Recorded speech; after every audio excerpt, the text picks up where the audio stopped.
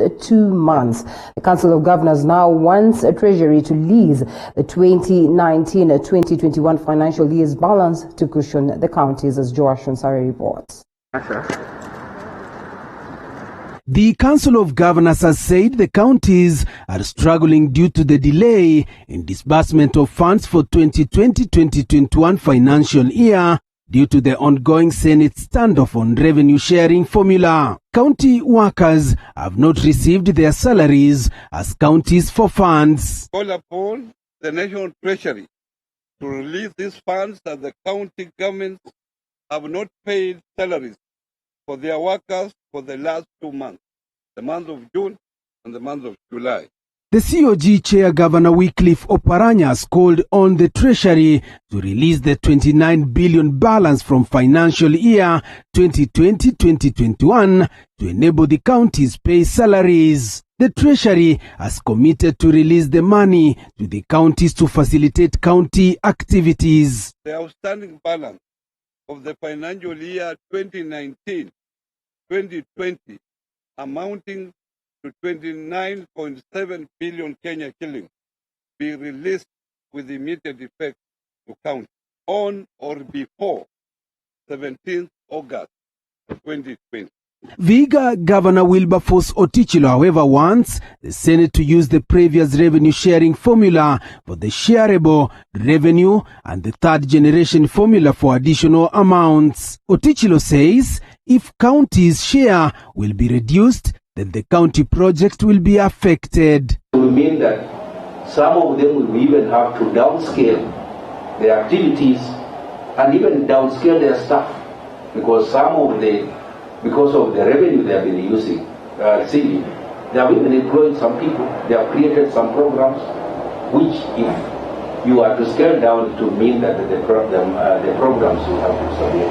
Oparanya on his part says that no county should lose its revenue allocation, and if they lose, they should be cushioned accordingly. It will be unfair for those counties to lose because the budgets are already there. They have been approved by the respective county assemblies, and it will take a longer time to have supplementary estimates. But they should be cushioned. Due to the effect of COVID-19, the county revenue collection might be reduced by 50% since the sectors that facilitate the collection are not operational. We are facing a crisis. In my own county, I had to adjust revenue that I had projected to collect about 2 billion. I've adjusted to 1 billion. So this is going to be a crisis. When it will end, we don't know. Joash Onsare, TV47, Nairobi. And to a story that will also form the basis of our discussion this morning, Parliament has approved the retirement benefits bill to award ex-lawmakers a gratuity and a monthly pension for life. The bill now is awaiting President's assent, which will see more than 375 members of Parliament or former members of Parliament get monthly pension for life. Madam Speaker, going by the mood of the House, every member is supporting this issue. Former members of Parliament who served between 1984 and 2001 might soon be pocketing at least 100,000 every month if President Uhuru Kenyatta will assent to the amendments made to the Parliamentary Pensions Act. There is a saying in Kijaluo that you only escape from the rain with a light basket. This means the taxpayer will cough 450 million shillings annually as pension for former members of Parliament. For determining what the president might, but it is the business of this House. Members of Parliament in the current House have defended the former lawmakers, whom they say some are living in dire conditions. These are people who are in dire need of assistance, Mr. Speaker. Some of them are of old age, Mr. Speaker. They are above 70, 80 years, Mr. Speaker. And some of them, one or two, I attended their burial, Mr. Speaker. They were really in dire need of help, Mr. Speaker, and they were buried as destitutes, Mr. Speaker. Majority Leader Amos Kimunya is proposing more Kenyans who served the nation to be paid as well.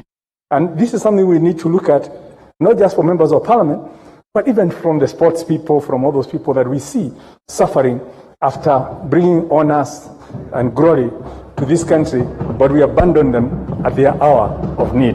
Garissa Township Member of Parliament Eden Duale has expressed fear as this will open doors for the other sectors in the civil service to demand more as pension funds. Taking into account the situation of the economy now, this bill will cause serious strain to the exchequer. But more worse than that, and I think we must live to the fact that this is going to incite all the other sectors within the civil service. If the bill will be signed into law, 375 members of parliament will receive an increment of the pension fund. Andrin Kilemi for TV 47. And Amnesty International Kenya, in conjunction with the Institute of Certified Public Accountants, that is ISPAC, have launched a Wapinduri program geared towards the fight against corruption in the country. The program is aimed at training at least 10% accountants on how they can provide crucial information in the war on graft. Eli Lugova reports. The project that is aimed at whistleblowing among accountants will seek to train ISPAC members on the impact of corruption on social and economic rights and how to effectively act on fraud and to deepen the courage. The accountancy profession is critical for both the proliferation and fight against corruption. The program that we are about to run is essentially a program to support accountants to be able to become whistleblowers in their workplaces. As Amnesty International with ISPAC has essentially come from the understanding that if we are to slay this corruption monster, it will have to start with the leadership of auditors and accountants. ISPAC has, however, urged the Office of Director of Public Prosecution to develop clear guidelines on witness protection. Through their chair, Rose Maura, accountants have been called upon to adhere to the code of ethics to avoid getting into murky waters of becoming an accomplice in the old circle of corruption. And we believe that accountants can play a very critical role in the fight against corruption, as long as we look at various things, including how do we safeguard those accountants who are ready to whistleblow and to provide information. Director of Public Prosecution Nudin Haji has urged professionals to do their honest share in bringing out issues misappropriation of public funds to the Office of the ODPP for prosecution. He further noted that some cases take long to prosecute due to the nature of transactions that are involved, especially in matters of money transaction. A lot of times, a lot of the crimes that we've seen, white-collar crimes, you see that the professionals themselves participate knowingly or are part of the crime itself. And this tells you that they did not adhere to their own guidelines, which stipulate very well that you have to be professional. Eli Logova, TV 47. President Uhuru Kenyatta has assured Kenyans that his administration will continue investing in interventions that seek to better the well-being of young people. The president said that Kenya's youthful population is the nation's greatest resource, with the highest potential to uplifting the country's socio-economic profile. The head of state spoke yesterday at State House, Nairobi, when he presided over the virtual launch of Kenya's chapter of Generation Unlimited. Today, COVID-19 has disrupted our lives. We're meeting virtually as opposed to face-to-face, which would have been our hope today. This disruption has necessitated a shift in how we work, how we live, and indeed how we socialize.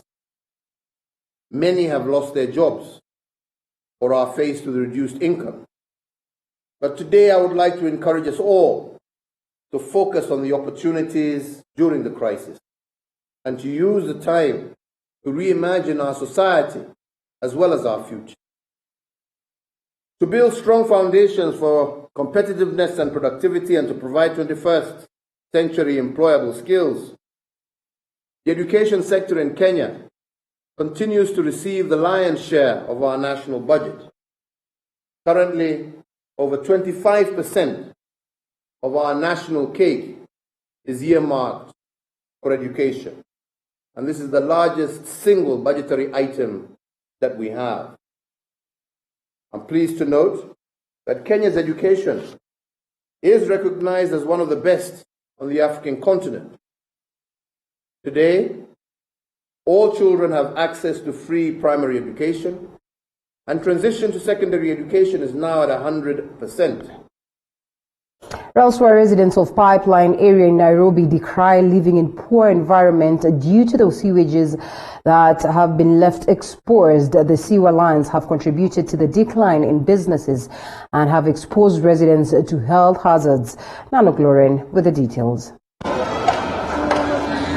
This is the situation in Pipeline area, Embakasi South constituency, Nairobi County. The state of sewer lines that have been left bare, exposing the residents to health risks. The current condition has sent away Josephine Lever's customers since her food business is right next to this mess. Customer wanakuja, wanakataa hii chakula. Chips yangu wanakataa, wanasema napikia karibu na sewage. Saa ile tunapika inzi zinatoka hapo inashika chakula. Customer wanakataa. The residents have, however, tried by all means to engage plumbers in repairing the sewers. This comes after their efforts to lodge complaints with the Nairobi Water and Sewerage Company have hit rock bottom several times without any action being taken. Sasa wale watu wanakaa na hizo chuma, mnawahaya kama 3,000 ama 4,000, wanaisongesha. Inaenda siku 3, siku 4, siku ya 5 tena unaona imeblock tena na imefunga. Caroline from Kware area narrates that during this COVID-19 period, majority of them do not wear face masks because they breathe in polluted air from the exposed sewers, adding that the situation worsens during the rainy season. Kwanza kukinyesha hapa kukalikangi na tuko na watoto, unapata watoto wanaingia huku ndani, watoto wameanguka huko ndani. Hata sisi tukifanya kazi, saa zingine huwezi fungua. Tumbo imefura, unasikia maumivu ya tumbo, hata huwezi kula kitu. Kama umevaa hiyo barakoa na hii siwenji inanuka, unasikia hata kupumua ufumui, tumbo imejaa hivi. Na pindi sasa unatoa ndio upate at least angalau upate kahawa fresh. Hata saa zingine unatoroka unaenda mpaka huko unaacha kazi tu bila mtu. Nanok Lauren, TV 47. Thanks, Lauren, for that. Now, the government has put on notice investors who have put up illegal camps at the Masai Mara Game Reserve. The Ministry of Tourism says that such camps compromise international standards of the famous Game Reserve. Tourism Cabinet Secretary Najib Balala said that illegal developers have continued to build camps in the Game Reserve that do not meet the set international standards, warning that they could be forcefully evicted and charged in court of law.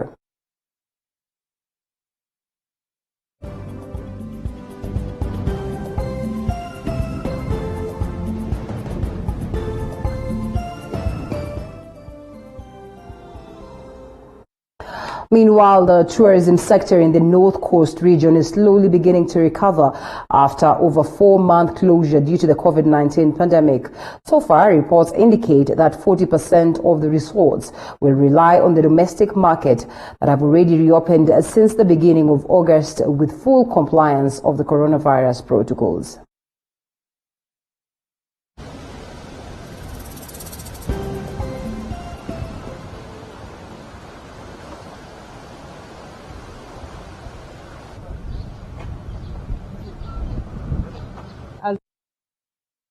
What happens in the hotel industry is that you have to comply.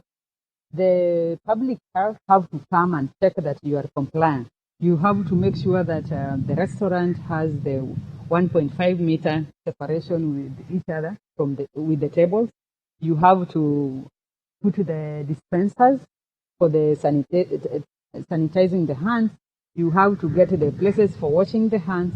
You also have, as you can see here, we are having mandatory mask spaces. When you are in public areas, you must have your mask on. That is what we are doing. We opened up on the 1st of August to a small opening, thinking that it would be a little bit quieter than it has been. We're very lucky to say that we achieved on the opening weekend a 60% occupancy for the resorts, and it's been pretty stable for the last couple of weeks. Farmers in Kamulu, Machakos County are counting losses after their crops dried up due to contamination of water used for irrigation on their farms. The farmers say the waste released by Machakos Sewage Company in River Athi has caused contamination of the water, leading to losses since they cannot use the water for any purpose, including irrigation. The farmers are now calling on Machakos Governor Alfred Mutua to look into the situation.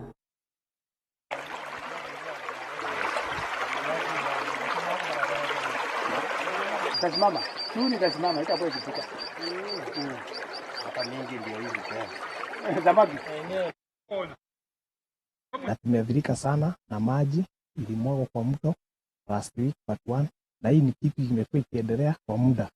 Chakula zetu zimekauka, fish zimekufa, wanyama hawakunywa hiyo maji, wakikunywa wanakufa. Tunaomba Mutua Alfred tulikuchagua kama gavana wetu, utasaidiaje? Tumepata shida kubwa sana kwa sababu ya sewage disposal ya hii kampuni ya Mavoko Sewage Treatment ambayo iko hapa Kinani, na kampuni za EPZ na zingine zinafanya kazi huko upande wa River, the dispose ya waste hapo kwa hiyo kampuni. Na sasa tumepata hasara kwa sababu mimea yetu imekauka sana. And we cross over to Rwanda. Pottery is the oldest handcraft and man's first point of entry into what has evolved into a multi-billion ceramics industry. In Rwanda, pottery is still being used to improve the livelihoods of people, as Diana Iriza now reports.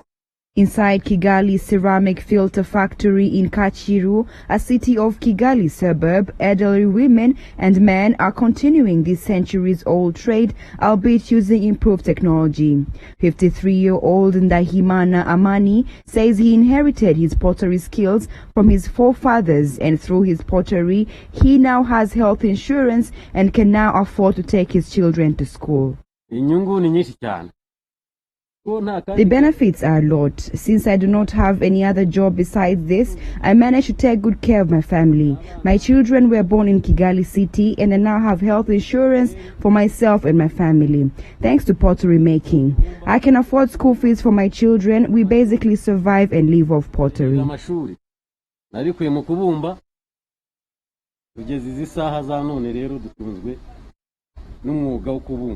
The factory makes a wide range of clay products like outdoor flower vases, trinkets, charcoal ovens, and decorative pieces. Flower vases and animal statues take the biggest part of their production time, as they are the most sought after by clients. We spoke to a few other cooperative members of this factory to take us through the pottery processes from mixing clay to the final products.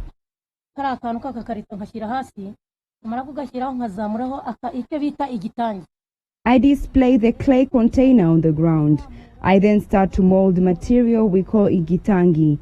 Once the process is done midway, I start to mold another one.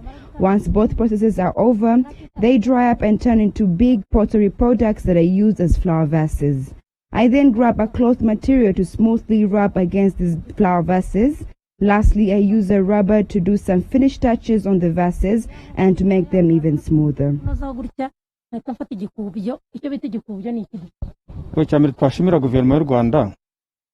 First off, I would like to thank the government of Rwanda for giving us land for our pottery works. We also thank the government for all the business ideas it gave us on how to develop ourselves and our cooperative and how to advance our livelihoods. We have received a lot of support from sector leaders, cell leaders, and the Ministry of Infrastructure. With the success of the pottery scheme, the cooperative has been spreading its wings further into alternative money-generating activities. The group applied for and received 29 Frisian cows through the Jiringa Presidential Initiative, in which breed cows are given out to the poor. Today, the group reaps just as much money from selling cow products. Diana Iriza, Kigali, Rwanda. All right, and from that story by Diana Iriza, it's also important that we take a look at the developments that played out in Lebanon.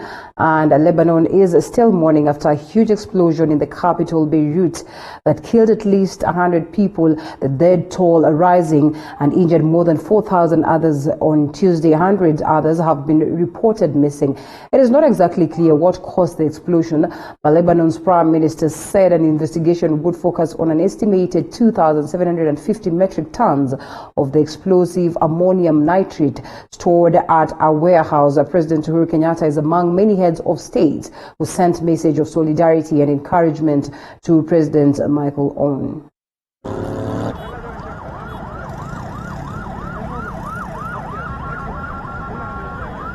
Images and videos from the immediate aftermath of the blast shows homes destroyed and covered with shattered glasses. The explosion on Tuesday sent shockwaves across the city, causing widespread damage as far as the outskirts of the capital.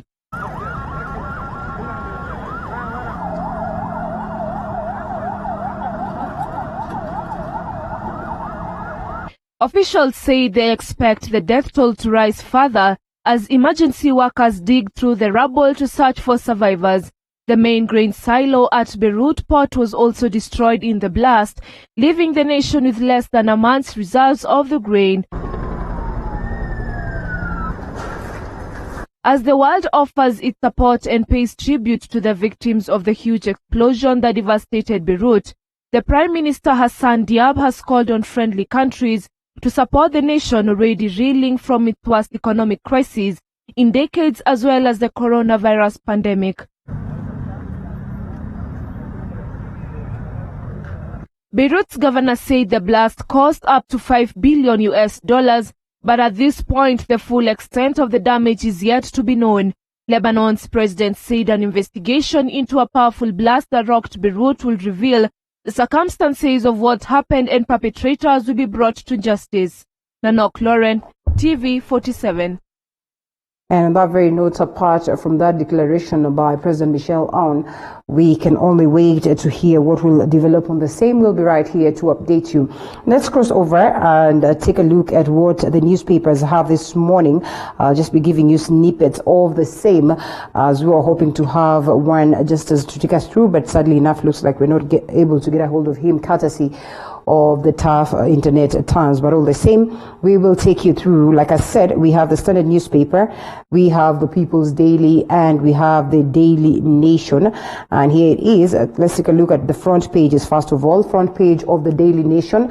Raila, how will break revenue stalemate? And Right Honorable Raila Odinga just trying to weigh in and figure out what next for the stalemate that is ongoing at the level of the Senate in regards to addressing the issue of the stalemate at the level of counties. So getting to yes, ODM leader clarifies his earlier position on the proposed formula for sharing county allocations and calls for a delay in executing the deal until more resources are allocated to counties and a win-win situation is reached. Captured on page 8 extensively of the Daily Nation, and of course this even as the Senate is set to discuss some more, like Elizabeth Mutuku had reported earlier on, just to see to either they're able to set the pace come Tuesday, at least they should be able to get a truce on the same. That is the biggest story, and of course this is after an exclusive interview with Nation TV. And another story that let's just first of all take a look at the words that he had to say. We should not be speaking about winners and losers. It should be a win-win situation. What we are talking about is not equality, but equity. And seeking a truce, Senate leadership forms technical team to find a compromise plan, like we had reported earlier on. Another story, crisis looms over health workers' strikes, and here it is. One would imagine that with the grim reality of a fast approaching COVID-19 peak, hospitals and health workers would be in overdrive mode, but certainly that is unfortunate. This even as of course we're recording 720 number of healthcare workers who have so far contracted COVID-19.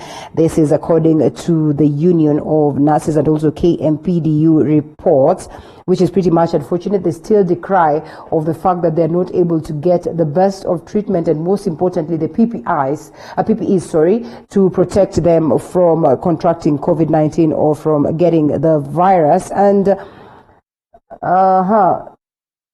yes, let's take a look at another story that is also here. Stay strong, Beirut, while offer support for Lebanon after devastating blast. That should have been the last story that I've taken you through. Also declaring President Uhuru Kenyatta's, condolences or message of condolences to Beirut at large, and also the president, that is Michelle, in regards to what played out. Like I said, it's a developing story. We'll be here to ensure that you are updated accordingly. On global stage, how belief in self-resilience paid off for Dr. Adair. That's an interesting piece, more or less like just following up on more like a feature story where they follow up on the story of this special lady. And also going to page 2, reeling under TikTok pressure, Instagram adds video features. Well, that's in the world of social media. The lovers of social media will agree to it that indeed sometimes, the platforms or the applications will always have the pressure to up their game because technology is advancing by the day. New social media pages are coming by the day. So it's important that you keep up to the speed. If at all you have to maintain the status and enjoy, support from people. Coming to the front page of the Standard newspaper. And out you go. Jubilee tells Ruto allies for these 5 Jubilee senators who snapped Jubilee PG at State House next week will end in tears as party moves to a farm expulsion.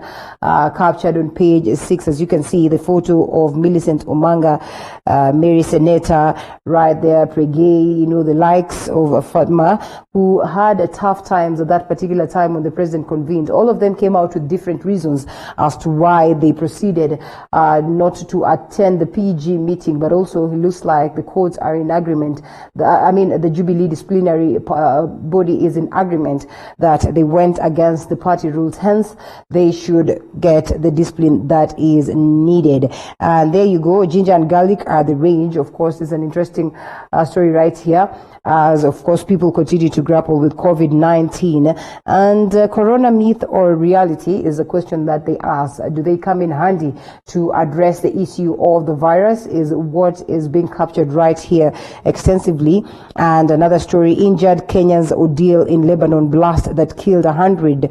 And of course, explosion has been expounded on page 3 and 4 of the Standard newspaper.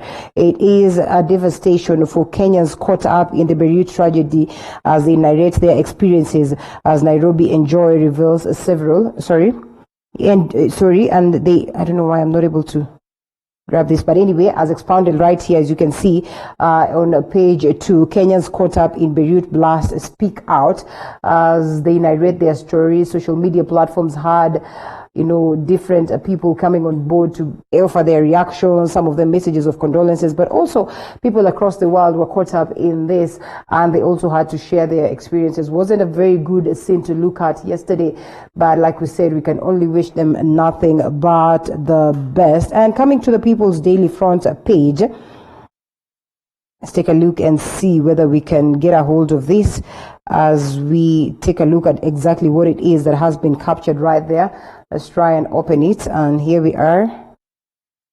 In a second or so, we should be able to have it.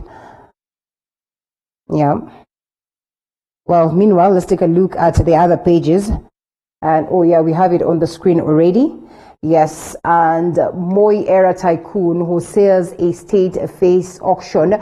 This, as press notice indicates, that properties comprising industrial, commercial, and residential buildings would be auctioned on August 25th to 28th. That also just taking us to the old times of the key figures, the political warlords or the political key figures back then. And what it is that they had amassed and, in reaction or years over of getting justice. And court crisis as coronavirus grounds 200 prosecutors. Court crisis as corona grounds, yes, 200 prosecutors. And it is indeed a major test for senior officials who were last evening mulling across the country because of the high number of COVID-19 cases in the country, taking us to that point where we argue, are we able to get justice at this particular time? And, all these numbers testing positive takes the courts to that point of a halt. And not just the court. I remember yesterday we also were going through this story on civil servants, most of them working at home and not able to catch up with matters technology, rendering activities told up. Yesterday also Huduma number activities, Kenyans complaining that they've not been able to have the chance of getting the services that they would need because this is tough, or times are tough. And clearly, offices are closed, and some of these key figures who work there, or civil servants, are not able to access internet to offer these services. So that is more like it. And chickens have come home to roost for KANU strongman, and I think that one is a story that has been captured on the front page. Let's cross over to the next one. Yes, and we cross over to the next page. Let's see what has been captured. Should go to the fourth one. Go to page 4. Here it is. I'm able to get a hold of it right here on my side. And Uhuru ANC step in after Badi Sonko tough war turns ugly in the city. Despite a series of interventions by President Uhuru Kenyatta to restore sanity in Nairobi, since, of course, the times went tough for Governor Mike Sonko. It has took, since that time that he took over, that is in 2017, the mess in the country's capital remains a headache for the head of state as leaders engage in ugly fights after this continued embarrassment at the level of the county. So the president has walked in, or has come in, to try and find a truce, in regards to these key figures that are out here always, throwing punches at each other. Let's wait to see what is going to come in different, just to see to it that we are able to find a truce on the same. The City Hall wars were on the agenda of the National Security Council as the first ever to touch on matters of the country's government following a spate of violent and that is altercations at the assembly, what we saw last week. That was pretty much unfortunate. And Senate appoints a team to unlock revenue in Pasay. And I think this is a team that we're talking about. Let's get and wait to see what it is that they are going to bring that is different. So the committee will review and consolidate various amendments to the House and finance, that is on matters finance and budget report on the formula with aim of brokering a consensus, a story that is still ongoing. We'll also weigh in on the same later on the broadcast as we take a look at the developments so far. And crossing over to page 5, 7.5% pension shocker for civil servants. Teachers, police and prison officers to contribute in the new scheme seeking to reduce burden on KRA. More than 5,000 civil servants will contribute the 7.5% of their pay to a new pension scheme. So the government has introduced a new pension scheme that will see teachers, police and prison officers among the civil servants who will be there to contribute. And records on the current service pension scheme indicate that there are 375,000 teachers, 128,000 police and prison staff, more than 270,000 pensioners and 75,000 dependents. Interestingly, also, as that story that has come on board in regards to the fact that we might have to, go an extra mile so we can pay pension, or we can pay an extra amount of money to members of parliament who have exited the stage. And of course, they continue grappling out here. And this is a story that has been captured still on the very same page. taxpayers will part with 1.15 billion to cater for the increased pensions of former members of parliament who served between 1984 and 2001. Yesterday's members of parliament adopted the Parliamentary Pension Amendment Bill 2019 that creates a lifetime pension for the retirees. It now awaits the approval of the president. If it sails through, then you know what to expect, and that is something that has not been received so well, but all the same, we wait to see what direction that will take. And court stare at crisis as 200 DPP staff test coronavirus or corona positive, and I think I have touched on that one. Haji, senior officers mount suspending prosecutions across the country due to high number of employees affected. That one we've looked at. Boost as 30 counties attain isolation bed requirement, which is a good thing. At least 30 counties have attained the minimum threshold of 300 bed capacity as directed by President Uhuru Kenyatta. Council of Governors Chairman Wycliffe Oparanya confirmed that as of yesterday. And of course, pinpointing the counties that are remaining. Anglo-Leasing case in limbo over the virus. The ravaging coronavirus pandemic has told the trial of 3.5 billion Anglo-Leasing fraud case against the Kamani brothers and 3 former permanent secretaries. And we know very well that it's not just the Anglo-Leasing scandal that is stalled up, but numerous cases also face the stall up at this time when courts, most of them, 3/4 of them, are not in session, courtesy of dealing with COVID-19. Terror cells static in Eastern Africa since outbreak of COVID-19 disease, and substantial terror threats still exist in Kenya, the East African region, at the same levels as they were before the coronavirus pandemic. This is pretty much, unfortunately, probably the only, sector, well, I don't want to call it a sector, but the only section that has not been affected by COVID-19 as per the records or the reports that are coming on board. This also witnessed so much so across the borders of Kenya and Somalia. And in East Africa, the command is working with Kenya, Uganda, Ethiopia, and Somalia to fight the terror group, which has lost some members to the virus, despite speeding propaganda that the pandemic would only affect non-Muslims. That's pretty much unfortunate. And we're talking about, what it is that the governments are doing towards ensuring that they deal with this. And recoveries record new high in a day. Total discharge of treatment registered at 603, with deaths climbing after 3 succumb. That's some good news right there. This is in regards to the latest of COVID-19. Some 603 people have been discharged after recovering from COVID-19. That's indeed, good report right there. And Parliament launches probe into corona donor funds. This is something that has caused a lot of controversy, the bone of contention right now in regards to the success on fighting COVID-19. Assembly will also inquire into how state has disbursed money meant to cushion vulnerable groups. This even as reports come out that there are some individuals who have been fleecing the monies that are set to deal with COVID-19 in the country. As of now, we stand at 23,873 cases after 671 cases were reported as of yesterday's address. And as you can see right there, those are the numbers, expounded also the numbers in Africa. And of course, we stand, I think we've come at the top ward, because yesterday we were at 10. So 1, 2, 3, 4, 5, 6, and 7. We now are at 7 in regards to the numbers. South Africa still tops the list, and which is something that has been declared as a pretty much unfortunate. Kiambu, yes, we target 1,200 bed occupancy. Kiambu is targeting to increase its bed capacity based on the fact that now again the numbers continue to go high in Kiambu, raising eyebrows as to what really could have informed this, in as much as proximity is pretty much close or next to Nairobi, which has recorded the highest number so far. Hotels okay to sell alcohol in rooms.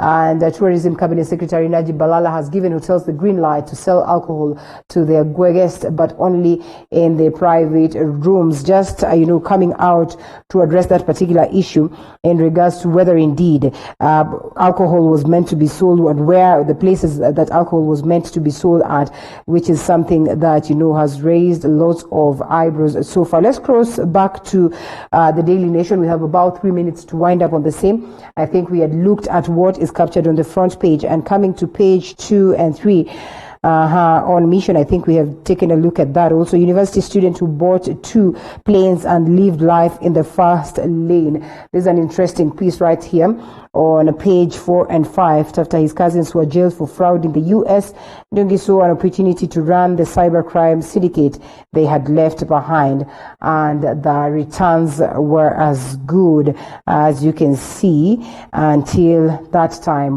when the FBI lured and came in. And crossing over to page 6, looming strike to worsen crisis.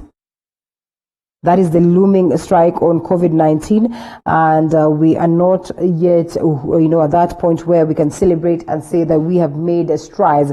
And of course, World Health Organization continues to caution us on the importance of being careful as Africa. We should not approach this in a way that, would be careless or land us into more trouble. Crossing over to the next page, that is page 8 and 9, Raila says that this is how we will resolve revenue standoff. Let's see whether that is going to be adopted, in a way appearing as though he has affirmed or confirmed that it is probably the best way or the best route to go the Sakaja proposal. So we can only wait to see what will happen in regards to the same, and whether indeed that proposal would come in handy to address the issue as it stands now. And like I said, Senate has formed that committee to address. Crossing over to the next page, with 1 billion kitty, Rift counties seem ready, but are they? And we're talking about the Rift Valley counties. Obtaining information from the counties was not a walk in the park. And of course, they are coming out to paint a picture of what it is that these respective counties are doing towards ensuring that they're able to deal with COVID-19. And crossing over to Makueni exemplary, Kiambu, ma'am. So unlike many other counties, Governor Kivutha Kibwana's administration opted for transparency in tendering, and a brief glimpse on what the plans are, first of all, of course, for these counties in dealing with COVID-19 and also in tendering for the projects, especially this particular one that we're talking about, of ensuring that they get the 300-bed capacity.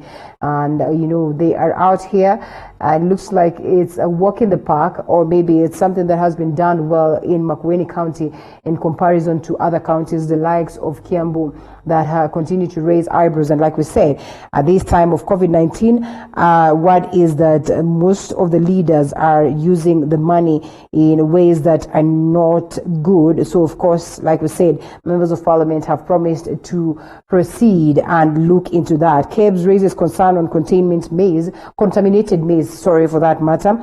And the Kenya Bureau of Standards and consumers have raised concern on high level of aflatoxin in maize, the staple food for most Kenyan households, and this amid acute shortage that has been recorded or reported so far. And local posho mills also right here. KEBS, that is Managing Director Medan Jiriaini, Technical Advisor Martin Thimbo, say that poor storage and heavy rains in most growing zones have caused this, and this poses a threat, or a point where, of course, Kenyans need to get worried, because then this will be poisonous for them. And we wait to see what will be done in regards to the same, and whether the government is going to step in to ensure that Kenyans are not consuming food that is going to be poisonous for them. Kazim Tani youth to be paid today. Housing PS Hinga says so. So the first group of workers in the Kazim Tani program will begin getting their final payment today. The Ministry of Housing and Urban Development has announced. Of course, we hope that this is going to be successful even as word has it that there's so much fear on whether indeed this project is going to be successful at all. And it's exactly 7 a.m. 2 minutes past 7 a.m. That is more like hit on what is on the papers, and we hope to cross over to a different segment altogether. That is on the current affairs segment, where we'll have Advocate of the High Court, that is Dening Okato, joining me, and also Joy Mudivu to expound some more on the topics that we'll have picked on. Important that you be part of this discussion. Hashtag Morning Cafe at Linda_Lelem. At TV47 KE. The numbers will be rolling down on your screen where you can get to call us or send us an SMS, and we get to sample some of these comments as we proceed. After this break, we are back with much more.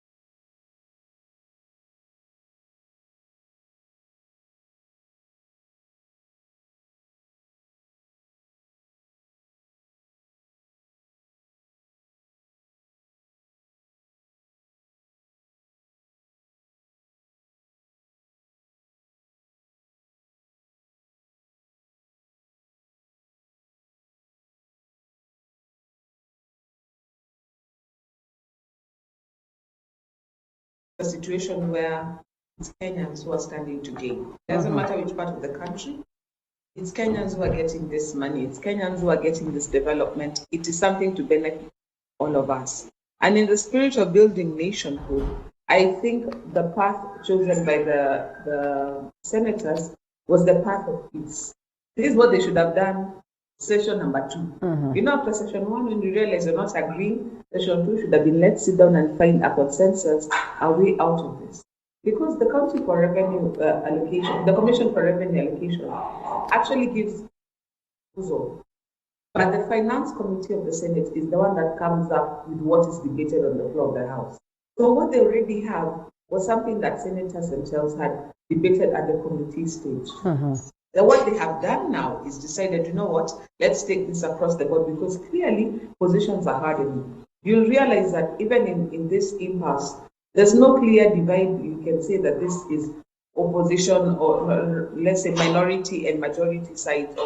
No, there is a mix of everybody from everywhere. So that tells you there's nothing like whipping people into party positions or, you know, the usual alignments that we see. This has to be something that is more negotiated. But over and above that, let me just point out, if there is no negotiation that yields a result, the next time the senators meet, I would expect they just put the Band-Aid and call a vote on it so that we know that this process has either succeeded or failed and start afresh. Because having 7 sittings over one issue and still don't have a solution, it's not a good scorecard. It's almost a fail. So, but I hope that it will be 7 times luckier, that during this weekend, a lot of talking will go on, a lot of giving in and giving up and making way will also happen, so that come next Tuesday, we have a consensus position. All right, coming to you, Denny. We've not had a chance to discuss this with you, but yes, it's been a series of interesting events, sad events for that matter, looking at what is happening at the level of the counties as of now. What are your expectations come Tuesday amid the formation of these technocrats that would argue on the same, or are they senators that are supposed to deliberate on the same? And also Baba's declaration that there needs to be equity and not equality. And we all would understand what equity is all about. Well, thank you very much, Linda, for inviting me to the show. Now, I like the choice of word that is used, that it's a sad situation. You see, we don't expect persons whom we voted for to go represent us as outlined in the Constitution, actually the first articles of the Constitution, to represent us, to meet more than 7 times to deliberate on an issue. And this is not the first time this issue is being deliberated by Senate. I mean, they have been discussing these issues, as Joy puts it, that recommendations are usually given by the committee, the Finance Committee of the Senate. So this is something that has been going through since 2013. When devolution came into play. And you do realize that the problem, or rather the underlying issue, came in when we started the 1 man, 1 shilling thing. Because now when we come to the 1 man, 1 shilling, 1 vote, you get that there are counties which feel pinched. And we've seen press statements from countries from the northeastern and countries which take themselves as somewhat marginalized, to an extent that now the country is breaking because of this thing. So whereas I appreciate the fact that senators are now willing to talk, which is a very bad time, because I think they would have talked at the beginning, if indeed they are not right now, or rather they do not have hardline stance as regards party positions. So this is something that they would have come together, discussed, and come up with a way forward. But you see, meeting for the 7th time, I mean, what tells us that next week another senator will not forward on the order paper a motion for adjournment on the grounds that senators are still negotiating? And you can see the Council of Governors chairman crying out that counties are facing a cash crunch. Counties are not able to pay salaries, more so to the frontline workers. So, I mean, yes, negotiation is the best tool. Yeah. Yes, it can yield results. But you see, we always learn from a process. I mean, this is an empirical thing. This is experiential. We've seen the way they've been behaving in the House, or rather on the floor of the House.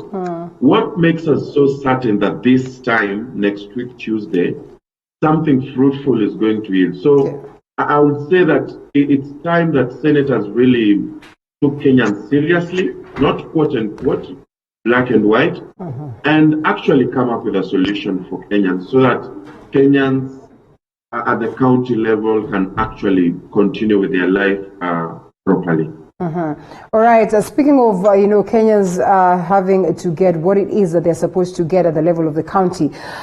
Joy, look at this scenario where, for once, as it has been put, the senators have gone against their key leaders, that is Right Honorable Raila Odinga and President Uhuru Kenyatta. They have taken a direction, a stand that seems to be in favor of the interest of Wanjiku. But again, looking at the situation at the counties right now, everything is told up just because they've not been able to find a truce in regards to the same. Some of them are pushing this to a point whereby it looks like it's a procrastination of events where they push it to next year, and some of them assuming probably they're not going to be there, so it will be debated by somebody else or other leaders when it comes to that particular time. When you look at all this, do you conclude that they are genuinely addressing the interest of the common mwananchi, or again, they are just playing politics? On this one, if you'll notice, there is no nominated senator who's taking a part in these discussions.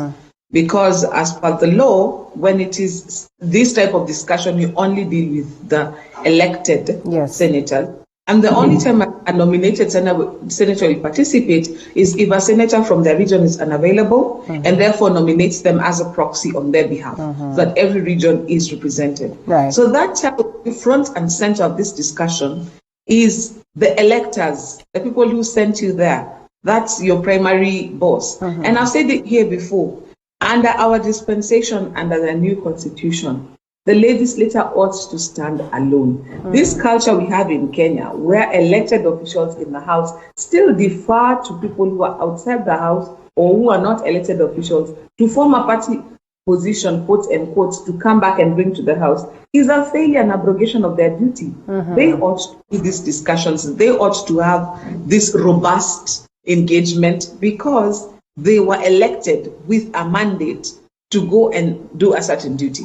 So in this particular instance, in fact, I'm glad that I'm seeing people putting on their big boy pants and daring to stand up to party leadership and say, you know what, on this one, you have to meet us halfway.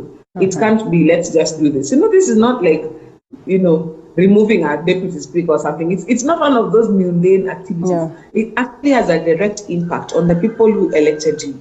You must remember some of them actually have ambitions to become governors next time. If they oversee the reduction of funds going back to their counties, how do you think they're going to run on a ticket? Then there are others there who genuinely, if their counties get the slash in funds that we are seeing currently, then they will be in dire straits. There are some counties that entirely rely almost entirely on the national allocation from the Treasury.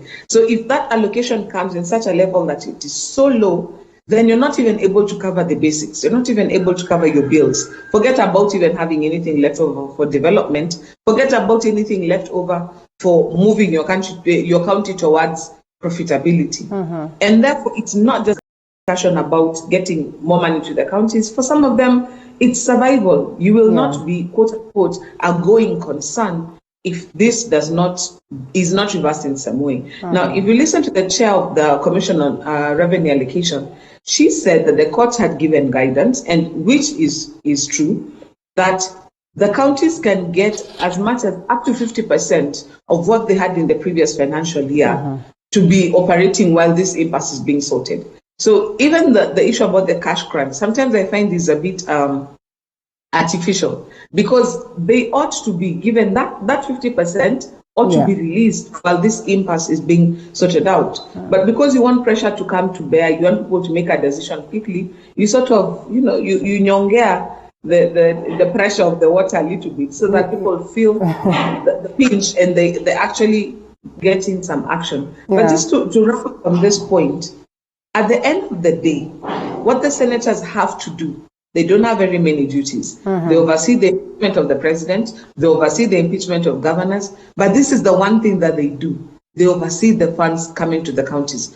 Already they lost big time when the National Assembly sort of gave them less than 15% when they captured the 316 billion. But be that as it may, now that you have this 316 billion, make it work for everybody. And so this is the one thing that they have to do. This one they must deliver. And if you don't deliver, forget about the party leader being victimized. It is you who's going to go back to your voters and explain yourself. So I think they've chosen to be on the right side of history and to do right by their electors. This looks like a battle that has been extended, to the governors. If you all saw that clip by Mwangi wa Iria, tough talking and saying that they are not going to agree to it. That just because you were lazy at some point in time, you were not able to do something that was, or anything that was expected out of the monies that you were given, you are not going to come and take something from me or take money from me and take it to the other side. And looking at also how the senators from these marginalized regions have been tough, they have been rigid and they have said that they're not going to change tone. Denny Okato, isn't that as clear as, a picture of, senators who are so much in love of the people or their people, in love of their counties, and would genuinely want development? Well, you see, truth be told, we would love to use very good language that these senators from those places that are considered marginalized love their people and love development. Both of us are witnesses. I mean, we've been to some of these counties, and what we can tell, the situation is deplorable. I mean, it's not a sight to behold, really. They probably want to make amends or make changes, and now at least for them to be able to, yeah. On that ground, we give them a benefit of the doubt. However, I mean, it's important that counties also get now to understand that, you see, you cannot be crybabies, quote unquote, each and every day. Because surely, who anticipated such a stalemate, whereby the funds, the National Assembly already past that, it's 316 billion. But then now, these funds cannot come out from Treasury because of the sharing formula debate. So it's a wake-up call, I would say, to counties right now. Because you see, as Joy put it, there are counties that actually strictly depend on the money from the National Assembly.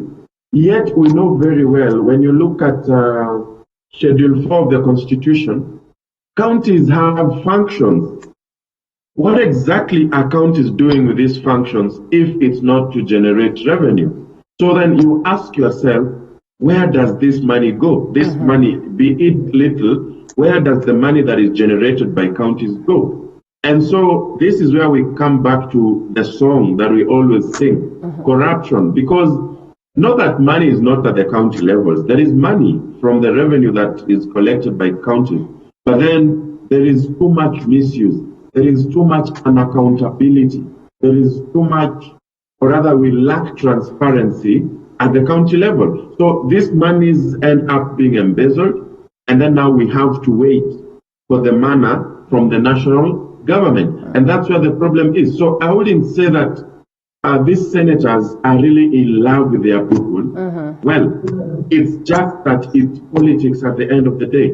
If you do not say no right now, obviously you cannot go. And you see, most people in this marginalized, they really vote as a bloc. So if you cannot show that you are fighting for them right now, definitely your political career is as good as over. All right, Joy, there you go. And the question then is this, even with the tough talk, we've seen some of them, being pointed fingers at. They always say when you see Murathe speak, just know that the president has spoken in a way, which is something that does not augur well, especially now that he's highly involved on this talk of getting a solution to the same. And what are the likelihoods that the decision or the stand of the senators will not be sanctioned based on what we see today, that come Tuesday, they are going to make a solution that is of interest to the people that they have made, having not been coerced to take the direction that probably they term not good or term not worthy for ensuring that there's development at counties? I choose to ignore whatever David Murathe has to say on the issue for the simple reason that is it easy to ignore that, really, Joy, even looking at the past events? I checked. The president is very eloquent. He doesn't need an interpreter. Oh, yeah? If he had something to issue, he would go ahead and say it. And at times I find that some of these comments by power brokers within the political party system, we can say, oh, Flani speaks for Flani, Flani speaks for Flani, but at the end of the day, the people they are supposed to be speaking for have a voice and a mind. He spoke of the purge. He spoke of the purge, and the purge came. He spoke of the hard times for Ruto, and we all witnessed that, in black and white. He spoke of very many things, and we all saw that coming to pass. I know, and that's what I said. Power brokers. There are issues that are party politics can take center stage, and there are issues that are of national importance. And on this particular, in this particular discussion, I would rather if the president had something to say, especially as caustic as what we had David Murathe speaking, I'd rather the president then come out and say it himself. The way Honorable Raila came out and spoke about the issue, this is what I think about it, let the president then come up and speak about it if that's what he really thinks, which I doubt he does, because there are times when there are comments that we assume have come from some place, and the day the president finally speaks up, we find out, no, he actually has a more conciliatory tone. Because if you think about it, right now, of what benefit will it be to Jubilee if they send home like 7 senators and then they start looking for the seats afresh? Surely, do they really imagine that they're going to kick those senators out of the Senate? They may actually be launching new careers on new platforms, giving people a new wind. Anyway, politically, it doesn't make sense. Back to the question of the day. There's that Danning had started talking about, that he didn't quite finish. Let me finish it for him. Politicians sometimes do not always act in the interest of the people who elect them. It is true. And this selfishness has played out over and over again in the National Assembly as well as in the Senate. It is true. The counties are also not very prudent with the use of their funds, and the corruption in the counties is almost as bad as the corruption in the National Assembly. This is true, but at the end of the day, there has to be the rule of law in some of these matters. So for them to put aside those ambitions and to work on a solution is not just a matter of principle, it's a matter of law. We elected them and hired them to do this. However, we must acknowledge, and I think we discussed this with you last week, that there are some people you give them 1 shilling, but for them to come and collect that 1 shilling for them to go and use in their county, it will take them 5 shillings and 2 days to come and collect it from Nairobi. Then there are who you give them 1 shilling, they can walk to Nairobi to collect their shilling and go back to their counties to work on their own development. There are places, for example, like Nairobi or Kiambu. Even if we don't get funds from the national government, we raise a lot of revenue from building permits, business permits, from parking fees. You can actually generate some revenue to cushion you. There are some of these counties where we have seen goats in car washes. I mean, a car wash, if the best thing that can come for a wash through is a goat, that tells you how many cars we are looking at in that particular area. There are places where the level of development means they don't qualify, for example, for roads for money for roads from Kura, the Kenya Urban Roads Board. So it means even if I don't get the roads allocation in my Senate vote, there are roads that will still be built by Kura, by Kera. We are talking about there's the mooting of the highway, the super highway, being extended, being dualed all the way until Keno in Muranga. And there are places, like Danning pointed out, they first saw tarmac barely 5 years ago. So therefore, we cannot talk as if the value of a shilling in Nairobi, for example, is the same as the value of a shilling in Wajir. It isn't. Those places even pay more for the fuel than we do here. So there are some of those imbalances that have to be worked out in a more nuanced conversation. It's not as simple as it's people, because you might find, let's say we're getting an allocation for roads. If I'm in a county, for example, like Nairobi, where most of the roads have already been done, and if I'm in a county where this is when we are putting tarmac, what I'm doing with my allocation for roads for my people, you may find because of the land quotient, I'm tarmacking 50 kilometers of road where you might only have to do a stretch of 3 kilometers and you joined two towns together. These are the questions that we need to have. But be that as it may, this formula or this basis for revenue sharing, this third generation basis, was shared the Senate Finance Committee last year in April. They've had all this time to deal with it. They choose to till crunch time to deal with it. So it shows you the level. Sometimes we put up with a lot of mediocrity that comes back to bite us, because these are discussions that they should have been having throughout the year before they expired the second generation formula. Because right now, even if you're talking about, let's use the previous formula, it's already expired. So by law, you have to come up with a new bill to suggest that the formula is going to remain as it was last time. So as it remains. And I think on that case, it's important that we loop in Deningo Katum. Sakaja's proposal, of course, talks of a scenario where we're still going to implement the same that we have as we look into solutions. Is that, again, a polite way of them running away from the actual trouble as opposed to addressing it once and for all? I will tell you that, you see, all these proposals that are coming into place, Sakaja's proposal, Irungu Kangata's proposals, all of them are running away from a solution because, as Joy puts it, I mean, the Finance Committee, or rather the Senate, by and large, has had this information for a very long time, you know, but it's just that culture of choosing to ignore.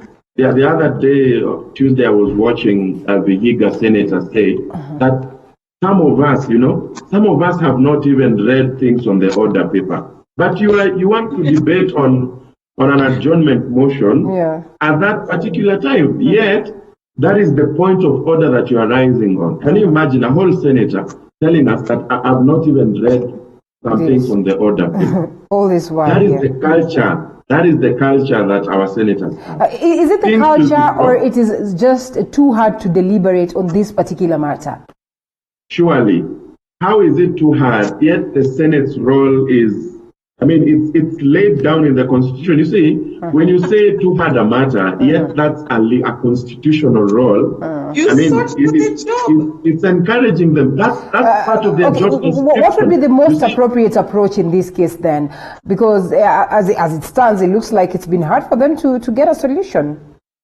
You see, yes, the Finance Committee did its part, as much as in that committee there were infights and stalemates also, but at least they did their part.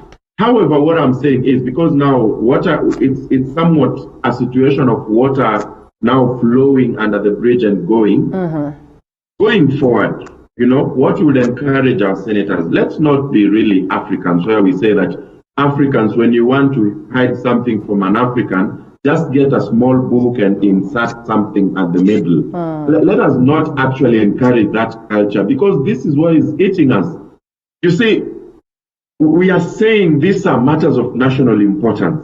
When you see, when it's all about, and I can tell you, there are times this guy enter the chambers and what they debate about is social things, you know, Mr. Speaker this, Mr. Speaker this. But now when it comes to matters of national importance, they do not now have time. You know, they do not want to deliberate it. They want to adjourn. They want to negotiate. We are saying, going forward, let us see leadership. You see, there's a very big difference between politics, or being a politician, and being a leader. In such times, we call for leadership. We do not call for politics. Are they curtailed? Hold it right there. Is there some level of curtailing or curtailment that has been witnessed? I mean, some of them could be interested on the issues that are of importance, interested in showcasing leadership.